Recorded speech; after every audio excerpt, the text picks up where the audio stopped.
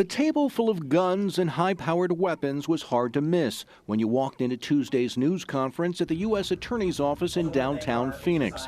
Federal, state, and local officials gathered to announce that 21 people have been arrested in an Arizona Homeland Security Task Force investigation involving firearms trafficking. Every single illegal firearm and round taken off the street today represents potential lives saved in our communities and streets here in Arizona, as well as abroad in Mexico. By disrupting this supply chain, we are denying cartels and violent criminal organizations the very tools of terror that they use to exert control and intimidate innocent citizens. At least 100 guns were seized, along with 125,000 rounds of ammunition. Authorities said the crime network they disrupted involved the purchase of guns and firearms that were intended for drug cartels and violent criminal organizations.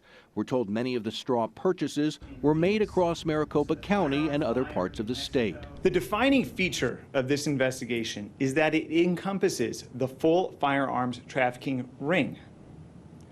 From the fraudulent straw purchasers in Phoenix to the firearms buyer in Mexico. We've seen big gun trafficking busts like this before, so we asked federal agents if an operation like this will have an impact on crime in our communities. What will you tell members of the public who might say these arrests are great, but do they really make a difference when it's still so easy to purchase firearms and guns on the street without background checks? ATF Special Agent in Charge A.J. Gibbs said they did a number of background checks as part of this investigation. Firearms are a lawful commodity.